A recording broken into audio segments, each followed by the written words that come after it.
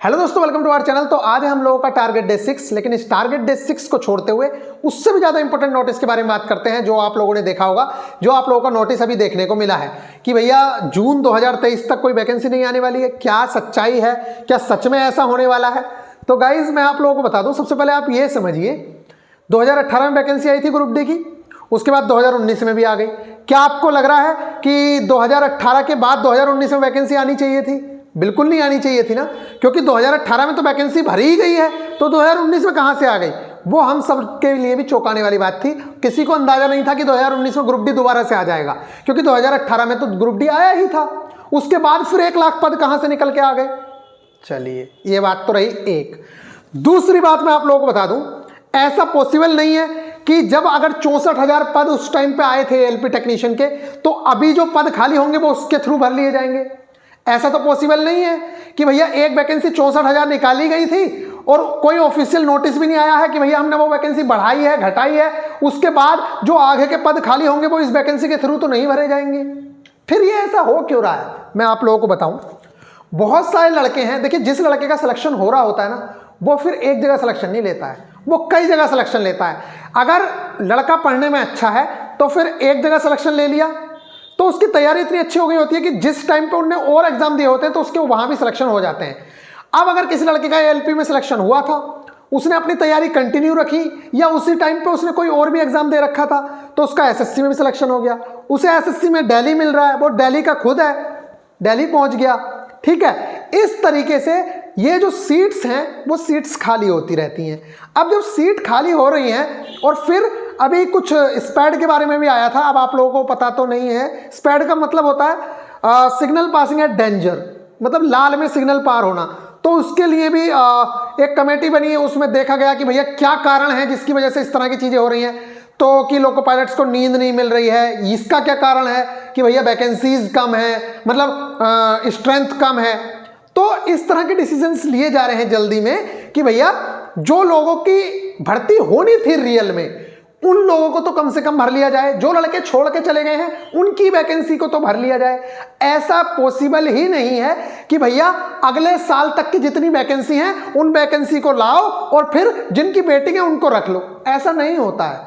जो जब तक ऑफिशियल नोटिस नहीं देगा, रेलवे ये बताएगा कि भैया हम अगले 2 साल की वैकेंसीज, या मान लीजिए जून 2023 तक जितनी वैकेंसीज खाली हो रही हैं एएलपी टेक्नीशियन की, जेई की, वो हम वेटिंग लिस्ट से क्लियर कर रहे हैं। कहने का मतलब यह है जो 64,000 वैकेंसी निकली थी उसमें हम 2,000 पद ऐड करके और वेटिंग वाले लड़कों को उठा रहे हैं। इसके बारे में रेलवे बताएगा। तो अब आप लोगों को क्या करना चाहिए जून अब आप लोगों को मैं बताऊं। देखिए, वैकेंसी का किसी को कुछ नहीं पता होता है, बस बातें चलती हैं, पता चलता है। भैया जैसे यूनियंस के नेता हैं, उन्होंने जाके बात की कि भाई हमारे अप्रेंटिसशिप वाले बच्चे बहुत हल्ला कर रहे हैं, क्या होगा। तो कुछ वहां से उनको मिल गई इंफॉर्मेशन कि देखो जून तक हम लोग निकाल देंगे, उन लोगों से कहो कि जून तक आप लोगों का हो जाएगा। मतलब इस तरह की जो चीजें चलती हैं, या मान लीजिए किसी मिनिस्टर ने थोड़ा सा दे दिया हिंट कि भैया 10 लाख नौकरी निकालेंगे हम सेंट्रल गवर्नमेंट में। इसका सीधा सा मतलब है कि बिना रेलवे के कंप्लीट ही नहीं हो सकती 10 लाख वैकेंसी। समझ आ रहे हो? तो इस तरीके से थोड़े थोड़े क्लू मिलते हैं, या डिपार्टमेंट के अंदर कुछ बात चल रही हो कि हाँ भैया हमारे यहाँ से इतनी वैकेंसी की लिस्ट जा रही है कि हमारे यहाँ इतनी वैकेंसी है क्योंकि हमसे ऊपर मांगी गई है वैकेंसी। समझ रहे हो? तो इस तरीके से चीजें होती हैं। अब आप लोग क्या कर सकते हैं इसके लिए? तो सबसे पहले तो मैं आप लोगों को कहूं कि अगर किसी के पास मतलब ज्यादा ही सिचुएशन खराब हो रही है, तो मेरे भाई आप साइड में चीजें कर सकते हो, कोई दिक्कत नहीं है। आप करना चाहो कर लो। जब नोटिफिकेशन, देखिए अभी क्या है, जैसे मान लीजिए हम टारगेट्स कराते हैं, हफ्ते में सिर्फ 3 दिन टारगेट जाते हैं, बाकी टाइम रिवीजन, टेस्ट, इन सब चीजों में जाता है, जो आप अपनी जॉब पे रहते हुए भी कर सकते हो, कोई दिक्कत नहीं है। कोई गृहिणी है वो भी कर सकती है। तो आपका सिलेबस भी निपटता रहेगा, और जब नोटिफिकेशन आ जाए तो आप उस तैयारी को बूस्ट दे देना। आपकी फाउंडेशन अभी से तैयार हो जाएगी धीरे धीरे। ये एक बेस्ट तरीका है अगर आपको बहुत ज्यादा दिक्कत है तो।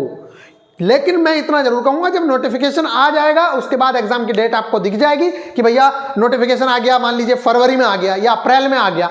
अप्रैल में नोटिफिकेशन आने के बाद आपसे कह दिया कि जुलाई में होगा, तो अब आप नौकरी के चक्कर में ना पड़िएगा। लेकिन अगर किसी को इस टाइम पे दिक्कत आ रही है, बिल्कुल वो जा सकता है, क्योंकि भाई क्रिटिकल कंडीशन है तो उसमें क्या ही करा जा सकता है।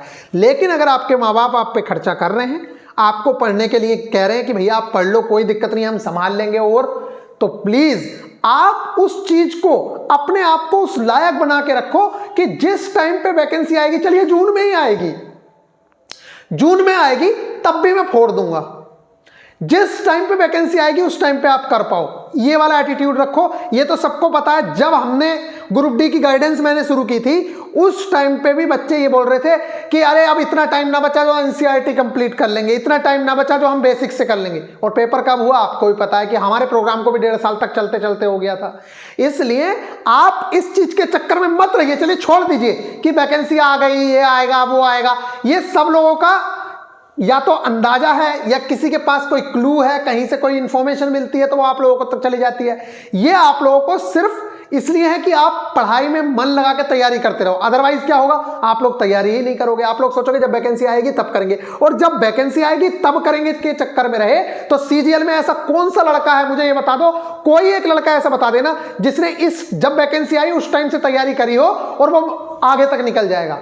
टाइम ही नहीं मिला, इतना टाइम ही नहीं है कि वो प्री का पूरा मैथ्स कंप्लीट कर ले और साइंस भी कंप्लीट कर ले, जीके भी कंप्लीट कर ले, सारी चीजें कंप्लीट कर ले। क्या आपको लगता है इतना टाइम मिला? टाइम ही नहीं मिल रहा है। तो गाइज अगर आप चाहते हो कि आपका सिलेक्शन सही टाइम से हो जाए, सारी चीजें हो जाएं, तब आपको अभी से चाहे आप 4 घंटे पढ़िए यार, मैं तो कह रहा हूं आप 8 घंटे की जॉब कर रहे हैं, आप सिर्फ 4 घंटे पढ़िए, बाकी के जो 12 घंटे हैं उसमें 8 घंटे सोइए, 4 घंटे में आपका खाना नाश्ता जो करने का करो, कम से कम 4 घंटे तो दे सकते हो। और मैं इस चीज को लिख के देता हूं कि हमारा टारगेट सिर्फ 4 घंटे के अंदर कोई भी बच्चा कंप्लीट कर सकता है, और यह भी सिर्फ हफ्ते में 3 दिन करना है, बाकी दिन रिवीजन करना है। और रिवीजन तो आप अपनी जॉब पे बैठे हुए भी कर सकते हो, रिवीजन के बाद टेस्ट लगाना है, टेस्ट भी आप वहीं पे बैठ के लगा सकते हो, बस में आते हुए टेस्ट लगा सकते हो, जहां जाते हो मेट्रो में तो वहां भी टेस्ट लगा सकते हो, बाकी आपका मन है। लेकिन मेरा मानना यह है कि भैया वैकेंसी आएगी तो जरूर ही, ऐसा तो पॉसिबल ही नहीं है कि वैकेंसी ना आए। जो वैकेंसी 5 साल से नहीं आई वो अभी भी वैकेंसी ना आए, देखने को तो वैकेंसी मिलेगी ही मिलेगी। हो सकता है थोड़ा बहुत डिले हो जाए, और ऐसा भी पॉसिबल नहीं है कि भैया जो पुरानी वाली वैकेंसी में जो 64,000 है उसमें आगे के भी 50,000 पद भर लिए जाएं वेटिंग से, ऐसा कभी पॉसिबल नहीं है और ना हो सकता है ऐसा। ठीक है, इस चीज का आप ख्याल रखिए। इसलिए नई वैकेंसी पे कोई इंपैक्ट नहीं पड़ेगा, नई वैकेंसी आप लोगों की एज इट इज आनी ही है। चलिए अब बात करते हैं यहाँ आप लोगों के टारगेट्स क्या क्या हैं।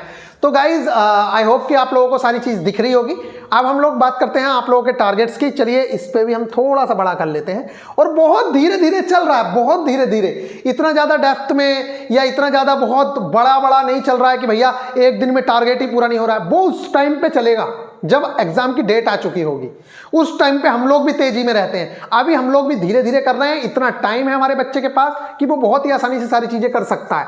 चलिए यहाँ पे देखते हैं हमारा टारगेट डे, और ये फ्री ऑफ कॉस्ट है, ये फ्री ऑफ कॉस्ट है। आप free of cost target complete करते चलिए। आपका मन कर रहा है तो वीआईपी गुरुजी ऑफिशियल एप्लीकेशन पर जाकर टेस्ट लगा लीजिए, नहीं कर रहा है मत लगाइए, किसने कहा आपसे। लेकिन आप टारगेट्स तो फ्री ऑफ कॉस्ट कंप्लीट कर सकते हैं, धीरे धीरे कम से कम आप पढ़ाई में लगे रहोगे। चलिए यहाँ देखिए static GK and current affairs, ये हम लोगों का अगर मैं बात करूं तो ठीक है, इसको ये थोड़ा सा बड़ा कर लेते हैं हम। यहाँ पे आप लोग देखिए जो टारगेट डे 6 है आप लोगों का, इसमें क्या है, सबसे पहले मैंने स्टैटिक जीके में क्या चीज़ डाली है, कल थोड़ी सी गलती हो गई कि मैंने दिया इंडिया का और आप लोगों को सजेस्ट जो कर दिया वो किस चीज़ का कर दिया, वो बिज्व वाला कर दिया था। कोई बात नहीं, आज के टारगेट में बिज्व का ही डाल दिया है, यहाँ पर गलती से लिखा हुआ है भारत। ठीक है, अब आप देखिए यहाँ पे सबसे पहले हम बात करते हैं तो आपका है भारत एवं विश्व में प्रथम। ये मैंने हाफ डाला है पेज, वैसे ये कंप्लीट पेज होता है, लेकिन हम धीरे धीरे चल रहे हैं क्योंकि जीके इतनी है नहीं जितनी आपको यहाँ पे करवा दी जाएगी। आपको अभी बहुत टाइम है हमारे पास, हम इतनी जीके कर लेंगे कि वो मोर देन इनफ होगी, आपको उससे ज्यादा करने की जरूरत ही नहीं है। ठीक है, ये हो गया आप लोगों का। इसके बाद अगर मैं बात करूं तो मई एंड जून की इंपॉर्टेंट डेट्स आप लोगों को करनी है। कल डेट रह गई थी मई की, तो आज मैंने डाल दी है, जिससे कि हमारा महीने के मतलब जब 12 टारगेट्स हों तो हमारी कम से कम 12 डेट्स याद हो जाएं। ये आप लोगों को मई एंड जून की जो इंपॉर्टेंट डेट्स हैं उनको करना है। एक बात याद रखिए, जो मैं मार्क करके दे रहा हूं वो ज्यादा आती हैं, लेकिन इसका मतलब ये नहीं है कि जिस पे मार्क नहीं है वो नहीं आ सकता है। अगर आपके पास टाइम है, मैं तो ये कह रहा हूं ना, ये जब आप डेली अपने टारगेट्स को बार बार रिवाइज करते रहिए, पीछे वाली चीजों को आप रिवाइज करते रहिए, जो इंपॉर्टेंट मार्किंग है वो तो आपको याद हो ही जाएगी, लेकिन उसके बीच में जो चीजें आएंगी वो आपको देखते ही देखते याद हो जाएंगी। भले ही वो 20 दिन में होंगी लेकिन वो याद हो जाएंगी क्योंकि आप उन चीजों को देखोगे। ठीक है गाइज, भारत की प्रमुख झीलें, ये भारत की प्रमुख झीलें यहां पे जो दिया है ये मैंने कल दे दिया था, ठीक है, लेकिन मैंने जो वीडियो सजेस्ट की वो डाली थी विश्व की, इसलिए आपने विश्व की कंप्लीट कर ली होंगी, लेकिन कोई बात नहीं है, आज आप भारत की कर लीजिएगा। लेकिन आज के जो नोट्स मैं प्रोवाइड कराऊंगा वीआईपी गुरुजी ऑफिशियल एप्लीकेशन पे मिल जाएंगे, उस नोट्स में आपकी दोनों चीजें होंगी वो, ठीक है, भारत की भी विश्व की भी, उसकी दोनों की दोनों चीजें आप लोगों को मिल जाएंगी। इसका लेक्चर भी आप लोगों को सजेस्ट कर दिया जाएगा, ठीक है। इसके बाद बात करते हैं विश्व एवं भारत के शीर्ष 3 सुपर कंप्यूटर। अब देखिए, आप अगर याद करके बैठे हैं कि भारत का प्रथम सुपर सबसे ज्यादा टॉप का सुपर कंप्यूटर परम है या कुछ है, तो थोड़ा सा उस चीज को अपडेट करने की जरूरत है, और सुपर कंप्यूटर से रिलेटेड क्वेश्चन पूछ लिया जाता है, इसलिए अब थोड़ा सा वो चेंज हुआ है, वर्ल्ड के अंदर भी और इंडिया में तो है ही, तो उन चीजों को आप करेंगे। नेक्स्ट है आप लोगों का क्लास 9th की जो एनसीईआरटी है, उसका जो चैप्टर नंबर 9 है, उसे force and laws of motion, इसका लेक्चर मैंने वहां पे अपलोड भी कर दिया है। एक बात और मैं बता दूं, वहां पे अभी और नए नए लेक्चर्स भी मिलेंगे, वहां पे सिर्फ इसलिए कि सेक्शंस बन जाएं, क्योंकि जब तक मैं लेक्चर अपलोड नहीं करूंगा तब तक सेक्शन भी नहीं बनेगा। तो सेक्शन बनाने के लिए साइंस के सेक्शन में एक मैंने बायो का डाल दिया है, ऐसे ऐसे डाल दिए हैं। और एक चीज याद रखिए, कोई भी चीज कभी ऐसा नहीं है कि न्यूटन का नियम पहले मैंने पढ़ाया था तो वो अलग था, आज मैं पढ़ा दूंगा तो वो अलग था। ये मेंटेलिटी आप निकाल दीजिए। जब तक आपकी ये मेंटेलिटी रहेगी कि ये तो भैया आपने 2 साल पुरानी वीडियो हमें सजेस्ट कर दी, अरे 2 साल पहले जो अकबर ने युद्ध लड़ा था, या 2 साल पहले जो अकबर के युद्ध लड़ा था वो पढ़ाया गया था, क्या वो अब बदल के चेंज हो गया है क्या? मतलब कुछ चेंज आ जाएगा क्या उसके अंदर? कुछ भी चेंज नहीं आएगा। इसलिए अगर आपको 2 साल पुरानी भी किसी की बहुत अच्छी वीडियो मिल रही है, आप वहां से कंप्लीट कर सकते हैं, कोई दिक्कत नहीं है। हाँ, लेकिन टेक्नोलॉजी का फर्क है। अब एक बात बताइए, मैं बार बार आपसे ये कहता हूं, अगर मैंने किसी वीडियो पे टाइम लगा के वो वीडियो उस टाइम पे दी है, तो आपका हक बनता है कि आप उस वीडियो को प्रायोरिटी दो, ना कि ये कि भैया मुझे तो नई वीडियो ला के दो। नई वीडियो उससे आगे की लाएंगे ना, जैसे वो बेसिक की हो गई, एनसीईआरटी का बेसिक हो गया, अब उससे आगे जो एडवांस चीजें हैं वो नई वाली बनाई जाएंगी। लेकिन बेसिक तो आप वहां से कवर कर सकते हो। अगर आपको बेसिक भी नहीं कवर करना है तो भाई आपका मन है। और दूसरी चीज आज भी कह रहा हूं मैं, अगर आपका मन करता है एसके झा सर से करने का, आप YouTube पे सर्च करिए, बहुत अच्छा अच्छा कंटेंट पड़ा है, एसके झा सर का मिल जाएगा। आपका मन करता है किसी का भैया फिजिक्स बाला वाले से पढ़ूंगा, फिजिक्स बाला वाले से पढ़िए। इससे बेस्ट तो कुछ हो ही नहीं सकता यार। आप ऐसी जगह पे बैठे हो आप। और दूसरी चीज, आप मुझसे कहिए कि भैया कोई बेस्ट सा लेक्चर सजेस्ट कर दो इस चैप्टर का, मैं सजेस्ट कर दूंगा। अगर आपको नहीं दिख रहा है तो जो आप कहोगे वो अवेलेबल हो जाएगा। लेकिन अगर आप ये चक्कर में पड़ोगे कि भैया आप ही करो या आप ही ये चीज दो, तो जो चीज मैंने पहले बेस्ट बना दी, अगर मुझे लग रहा है कि मेरे लिए बेस्ट है, तो उस चीज को तो मैं दोबारा नहीं करना चाहता। मैं उससे आगे का करना चाहता हूं, उससे एडवांस करना चाहता हूं। समझ आ रही है? तो आप इस चीज का थोड़ा सा ध्यान रखिएगा। जैसे अब ये चैप्टर 9 है, इसमें force and laws of motion है, तो ये एनसीईआरटी लेवल का मैंने कराया है। अब इससे आगे के न्यूमेरिकल बेस या इससे आगे की जो चीजें हैं वो मैं कराऊंगा। उस चीज की आप मेरी गारंटी है, मैं कराऊंगा उस चीज को। या मान लो मोशन है, मोशन में एएलपी में लिफ्ट उफ्ट भी आती है, तो वो लिफ्ट उफ्ट हम कराएंगे। अब उसकी आप टेंशन मत लीजिए, ठीक है गाइस। और इसके अलावा आपका मन करता है कि आप यूट्यूब से कहीं से देखेंगे, देखिए बिल्कुल खुली छूट है, क्योंकि मेरे यहाँ बच्चा बाउंड नहीं होता है। मेरे पास बस सबसे अच्छी चीज ये है कि हम अपने बच्चे को बांधते नहीं है कि आप हमसे ही करिए। आपका जहां से मन करता है वहां से करिए। और एक टीचर का ये कर्तव्य बनता है कि अगर उसे अपने बच्चे को सिलेक्शन दिलवाना है तो वो ये इस तरह की अप्रोच रखे, उससे ये ना कहे कि आप यहीं से ही करिए, हमारे टीचर ही बेस्ट हैं, जबकि उनको खुद को पता है कि हमारे टीचर में इतनी जान नहीं है जितनी जान उस टीचर ने लगा रखी है। इसलिए मैं आप लोगों से कहता हूं बार बार कि आप मेरे अकेले के भरोसे किसी दूसरे टीचर के भरोसे मत बैठिए। हो सकता है उसका वो चैप्टर अच्छा हो, किसी दूसरे ने इससे भी अच्छा चैप्टर पढ़ा रखा हो। जैसे मैं आप लोगों को एनिमेशन के साथ वीडियो सजेस्ट करता हूं, वो यूट्यूब पर और कहीं है ही नहीं जो मैंने आप लोगों को सजेस्ट किए और अभी सजेस्ट करूंगा भी, ठीक है गाइज। तो क्लास 9th की एनसीईआरटी का चैप्टर नंबर 9 करेंगे, force and laws of motion. और इसके अलावा पाचन तंत्र भी देना शुरू करेंगे। उसके अलावा नाभिकीय भौतिकी, अब ये मत समझना मैंने न्यूक्लियर फिजिक्स दे दी आपको। नाभिकीय भौतिकी में सिर्फ आपको कुछ बेसिक टर्म्स पता होने चाहिए कि इलेक्ट्रॉन क्या होता है, इलेक्ट्रॉन पे कितना चार्ज होता है, इलेक्ट्रॉन का द्रव्यमान कितना होता है, प्रोटॉन क्या होता है, फोटोन क्या होता है, न्यूट्रॉन क्या होता है, न्यूट्रिनो क्या होते हैं। समझ आ गई? इतनी चीजें अगर आपको पता है, इसमें बेसिक्स मैंने दिया है यहाँ पे, अगर आप उतना करेंगे तो अभी के लिए काफी है। नाभिकीय भौतिकी का एक पेज है जिसका हाफ पेज आप लोगों को अभी करना है। इसके अलावा प्रमुख उपकरण द्वारा ऊर्जा का रूपांतरण, ये भी आप लोगों को दिया गया है। ये जो चैप्टर नंबर 9 दिया है, ये आप लोगों ने कल के टारगेट में भी किया था, मतलब इससे पीछे वाले टारगेट में भी किया था। तो इस टारगेट में क्या डिफरेंट, इस टारगेट में ये डिफरेंट है कि हम प्रीवियस ईयर लगाएंगे इसके, हम देखेंगे कि एएलपी में कैसे क्वेश्चंस देखने को मिले थे। ठीक है, बाकी मैं भी सोच रहा हूं कि एक ठीक ठाक सी बुक, इंग्लिश मीडियम को बहुत दिक्कत हो रही है तो उनके लिए भी एक बुक निकाली जाए जो प्रीवियस ईयर बेस्ड हो सारी की सारी। और मेरी जो भी बुक आएगी मैं आप लोगों को बता दूं विद कॉन्सेप्ट और प्रीवियस ईयर, रेलवे को डेडिकेटेड होगी वो। ठीक है गाइज, अब इसके बाद मैं बात करता हूं यहां पे कि चलिए इस चीज को हम इरेज करते हैं और यहां से अब आपको बढ़ते हैं आगे।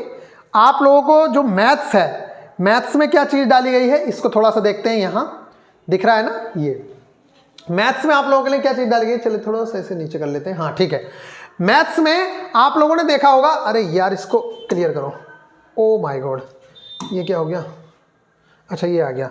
ठीक है, इसको हम क्लियर कर देते हैं, कोई बात नहीं है। अब यहाँ पे आप देखिए मैथ्स में मैंने डाला है आप लोगों के लिए, आप लोगों ने देखा कि जैसे हम नंबर सिस्टम कंप्लीट किया तो नंबर सिस्टम का ही ये पार्ट है कि आप लोगों को घातें पता हो कि घातों को सोल्व किस तरीके से करना होता है। ठीक है, घातांक किस तरीके से सोल्व किए जाते हैं, स्क्वायर से किस तरह के क्वेश्चंस आते हैं और क्यूब रूट से। पहले मैंने आपको स्क्वायर याद कराए थे, स्क्वायर के क्वेश्चन नहीं कराए थे। तो अब आप स्क्वायर देखिए, एक बड़े से बड़े टीचर को भी देखोगे ना, उस बंदे को मैथ्स में देखिए, ये जो बड़े बड़े टीचर्स बन रहे हैं ना या बनते हैं, इन लोगों ने भी ये बेसिक चीजें याद की हैं और आप सोचते हो कि हम इन्हें बिना याद किए फास्ट कैलकुलेशन कर लेंगे। मेरे भाई आपको ये चीज याद ही करनी पड़ेगी और अभी बेस बनाने का टाइम है। अगर अब याद नहीं करोगे तो कब याद करोगे, जब नोटिफिकेशन आ जाएगा। उस टाइम पे तो इतना पढ़ने को होता है, ये सब चीजें याद करने का टाइम ही नहीं है। इसलिए अगर कैलकुलेशन फास्ट करनी है तो 30 तक के कम से कम पहाड़े याद कर लो, 25 तक तो कर ही लो, 20-25 तक पहाड़े मतलब टेबल, और 30 तक के क्यूब और 30 तक के क्यूब रूट, इतना आप लोगों को याद होने चाहिए। 30 तक के क्यूब रूट निकाल, क्यूब याद हो गए तो निकल ही जाएंगे क्यूब रूट, कोई दिक्कत नहीं है। इसी तरीके से स्क्वायर याद हो गए तो रूट भी निकल जाएंगे, कोई दिक्कत नहीं है। इतना आप याद रखिए। और बाकी अगर जो यूज आता है वो रूट 2 का आता है, वैसे रूट में तो ज्यादा कहना नहीं है, या रूट 3 का यूज आता है बस। इसके अलावा तो कहीं पे और चीजों के रूट के यूज दिखते नहीं है, इन्हीं का रूट दिखेगा। तो 1-2 इनकी वैल्यू याद रख लेंगे, 1.414 उसकी होती है, आप याद कर लोगे, कोई बड़ी बात नहीं है। बाकी 1 के वर्ग याद करोगे, 2 का वर्ग याद करोगे, 3 का करोगे तो बाकी तो उनकी क्यूब तो वो उनका रूट तो हम निकाल ही लेंगे। अब ये आप लोगों का डाल दिया है, इसका कंटेंट भी मैंने आप लोगों को दिया है। ठीक है गाइज, बात करें आरएस अग्रवाल की तो जिसका मन करता है आरएस अग्रवाल से करे, जिसका मन करता है कहीं और से तो वो वहां से करे। लेकिन आरएस अग्रवाल का जो कंटेंट है वो शेयर नहीं किया जा सकता है किसी के साथ भी, क्योंकि वो लोग क्या कर रहे हैं इस टाइम पे कॉपीराइट वगैरह मार रहे हैं खूब दबा के। इसलिए इस चीज का ध्यान रखना, कोई भी उनका कंटेंट शेयर ना करे। हार्ड कॉपी में लेके पढ़िए, तो मैं आप लोगों से पहले से कहता हूं अगर मन कर रहा है तो आप हार्ड कॉपी में लेके पढ़ सकते हैं। ठीक है, और कुछ बुक्स ऐसी हैं जैसे किरण पब्लिकेशन की मोटी वाली बुक है। अब मैं अगर आपको आज सजेस्ट कर दूं तो होगा क्या पता है, आप अभी बुक ले लेंगे, फिर मैं थोड़े दिन बाद आपसे कहूंगा कि अब बुक ले लो, तो फिर आप क्या करोगे? क्योंकि उसमें 2022 में जो पेपर हुए ग्रुप डी के वो ऐड हो रहे हैं। फिर मैं आपसे कहूंगा आप ले लो, तो आप कहोगे कि भैया अभी तो दिलवाई थी। इसलिए मैं बुक सजेस्ट नहीं कर रहा हूं आप लोगों को, थोड़ा सा तसल्ली रखिए। नए जो क्वेश्चंस हैं अगर वो ऐड हुए हैं तो बहुत अच्छी बात है, मुझे तो ये नहीं, चलिए अच्छी बात है। अगर एस के झा सर ने अपनी बुक में 2021 ग्रुप डी वाले क्वेश्चंस ऐड किए हैं तो मुझे बहुत अच्छा लगेगा। अगर उन्होंने क्वेश्चंस ऐड कर दिए हैं तो अभी बुक मेरे पास भी आने वाली है, तो मैं आप लोगों को देखूंगा उसमें और बताऊंगा आप लोगों को। लेकिन उन्होंने सारे क्वेश्चंस शायद ही ऐड कर रखे हैं, लेकिन बुक जो भी आएगी वो ठीक ठाक आएगी, इस बात की पूरी उम्मीद है। क्योंकि उनकी बुक जो है वो एएलपी लेवल को कवर करेगी। पिछली बार जो चीजें थी वो ग्रुप डी के हिसाब से मैं आप लोगों को बता ही रहा था कि एनसीईआरटी बेस्ट है। अभी एनसीईआरटी तो कवर करनी ही है, 9th 10th की एनसीईआरटी तो आप ले ही लेना, फिर उससे ऊपर जो चीजें उठेंगी वो आप उस बुक की हेल्प ले पाएंगे। ठीक है गाइज, अभी हम देखते हैं रीजनिंग में। तो रीजनिंग में आप लोगों के लिए फिगर ऑफ काउंटिंग्स डाला है, मतलब काउंटिंग्स ऑफ फिगर डाला है, और उसमें आप सिर्फ और सिर्फ एक चीज करेंगे, क्या? ट्राइंगल का कॉन्सेप्ट। देखिए ज्यादा मत पढ़िए लफड़े में, सिर्फ आप ट्राइंगुलर कॉन्सेप्ट करिए अभी। किस चीज का? सिर्फ और सिर्फ त्रिभुज गिनना, उसके बाद स्क्वायर और आयत वगैरह पे काम करेंगे। आज सिर्फ त्रिभुज त्रिभुज त्रिभुज और उसके ही क्वेश्चन आप लोग करिएगा। चलिए फिर मिलेंगे नेक्स्ट वीडियो में, आप लोग ख्याल रखिएगा और वैकेंसी की टेंशन मत लो। देखिए ऐसा तो है नहीं मेरे कहने से आज आ जाएगी, उसके कहने से कल को नहीं आएगी। वैकेंसी आना है ये निश्चित है, श्योर है। अगर आपके पास कोई काम है आप काम करिए साइड से। मैं तो कर रहा हूँ 8 घंटे भी दे रहे हो तो कोई दिक्कत नहीं है, 4 घंटे आप डेली पढ़ाई को तो दे ही सकते हो। बस हमें आपके 24 घंटे में से 4 घंटे चाहिए, बाकी आपका जो मन करता है वो करिए यार। आपको जॉब करनी है वो करिए। अभी मैं 4 घंटे के लिए बोलूंगा, लेकिन जब नोटिफिकेशन आ जाएगा उस टाइम पे हमें कम से कम आपके 6 से 8 घंटे चाहिए होंगे। बस अभी आपका जो मन करता है वो करिए। आप इस टाइम पे 4 घंटे में भी सारा काम कर सकते हो। तो अगर किसी का मन कर रहा है, जॉब का मन हट रहा है, भाई जाओ, बिल्कुल करो, कोई दिक्कत नहीं है, सब कर सकते हैं, ठीक है। लेकिन उस टाइम पे आपको टाइम देना होगा, और उस टाइम पे मैं भी नहीं कहूंगा कुछ कि भैया ये कर लो वो कर लो, अभी तो आप लोगों को करना है। चलिए मिलेंगे नेक्स्ट वीडियो में। आप लोग अपना ख्याल रखिएगा और बिल्कुल टेंशन लेने की जरूरत नहीं है। सभी के साथ ये सिचुएशंस होती हैं, आज नहीं तो कल जॉब तो मिलनी ही है, ठीक है। प्री दे दो, उसके बाद देखते हैं कि क्या होता है क्या नहीं होता है। अगर लगेगा आपको कि बहुत लंबा खींच रहा है, वैसे इस बार पूरी तरीके से होगा सारा काम, क्योंकि 2024 में कुछ है इंपॉर्टेंट इवेंट, इसीलिए उम्मीदें भी हैं। देखिए कुछ भी हो जाए ना, कुछ भी हो जाए, 2024 मार्च में वो है, उससे पहले आप लोगों के पेपर भी हो जाने हैं, ये आप समझ लीजिए, ठीक है गाइस। अगर पेपर नहीं भी हुआ तो वैकेंसी तो आप लोगों के सामने आनी ही आनी है, लेकिन इतना ज़्यादा लेट करेंगे नहीं, क्योंकि बहुत लेट हो चुका है पहले से। और बाकी भैया सरकार की मर्जी है, जो होना है वो होना ही है, कोई रोक तो सकता नहीं है। आप लोगों का एक ही काम है, पढ़ना। मैंने आप लोगों को दूसरा ही बता दिया कि भैया अगर आपका मन करता है तो आप जा सकते हो, कोई दिक्कत नहीं है, आप जॉब कर सकते हो, लेकिन आप साथ में टारगेट्स कंप्लीट करिए। मैं कह रहा हूँ अपने टारगेट, मेरे टारगेट मत करिए। जिसका मन करता है, जहां से मन करता है, आप उन चीज़ों को फॉलो करिए। बस हमारे टारगेट के साथ ये होता है कि बच्चा कंटिन्यू बना रहता है। मिलेंगे नेक्स्ट वीडियो में, ख्याल रखिएगा, टेक केयर।